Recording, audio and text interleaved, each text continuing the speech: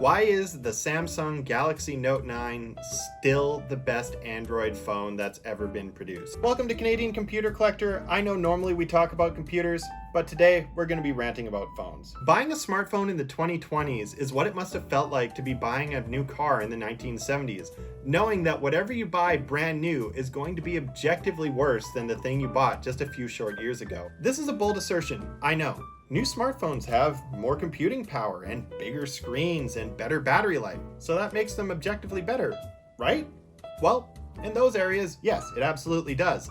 But in terms of features, they are sorely lacking. Some features go away due to a lack of usage and support, like the IR blasters some people might remember Samsung flagships having back in the early days. And this makes sense. Unique features that are not standard across the entire device lineup. We'll see limited usage and functionality, as support for them will not be expected in every app. That is a weakness of an open platform like Android. However, many features that were highly used and in good demand, but were inconvenient to the profitability of manufacturers, are starting to go away. This is why I say the Samsung Galaxy Note 9, to this day, is still the most fully featured phone to have ever been on the market. It was expensive for its time, as a fully featured phone should be, but it also had many features that were common across the entire Galaxy lineup. Things like the 3.5mm headphone jack, microSD expandable storage, and back of phone fingerprint reader. Also, perhaps more controversially, this phone still has bezels, which means that the screen is neither marred by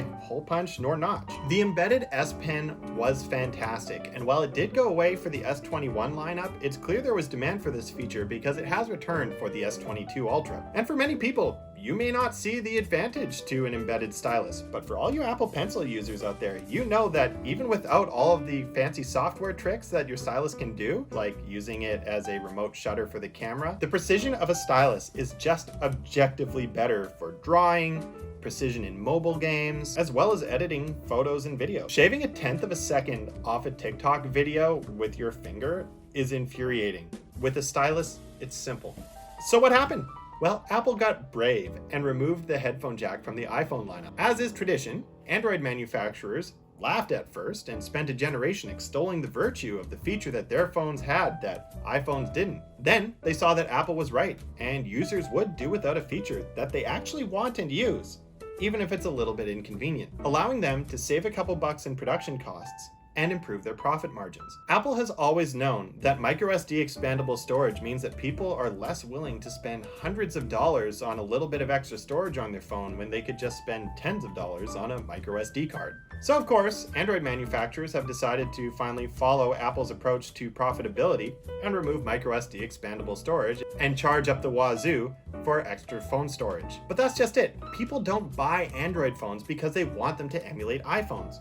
Quite the contrary. If you want a tightly integrated experience with cloud everything and software that's highly optimized for the hardware it's running on, you go to Apple. What Android always, or at least used to, bring to the table as their unique selling proposition was features. As Android manufacturers continue down the Apple path of removing features, but without providing that tightly integrated and highly optimized Apple experience, their differentiation evaporates. Sure, they have higher profitability per device sold, but I'm seeing more and more people stop buying new phones when they normally would have, because they simply prefer their old device due to it having a feature that they really love and don't want to give up, or because they just don't see any compelling reason to buy a new phone, especially when it doesn't have as many features as their old phone. And that's where I'm caught at. I was watching the WAN show recently, and Linus made a comment about putting a new battery into his Note 9 and just daily driving it again. And I looked down and realized I'm still using my Note 9 because, to date, no phone has been released that contains all the features I want from any manufacturer at any price point. The closest we got was the ROG Phone 6. And it lacked waterproofing, so I didn't buy it. And waterproofing is one of the most liberating features. And that's why I've been hesitant to open this phone to replace the battery, because once you break that watertight seal, you can't assume that it's still going to be waterproof. And I don't want to lose that peace of mind. If anybody remembers what it was like living back in the days when you couldn't even sneeze around a smartphone, you know you want waterproofing. And I get water on my phone a lot, and it's very nice to be able to just wipe it off and go on with my life. So I stick with my Note 9, even if the battery is getting near the end of its useful life and the screen is full of lots of nicks and micro scratches. If I could buy a new one of these, I would.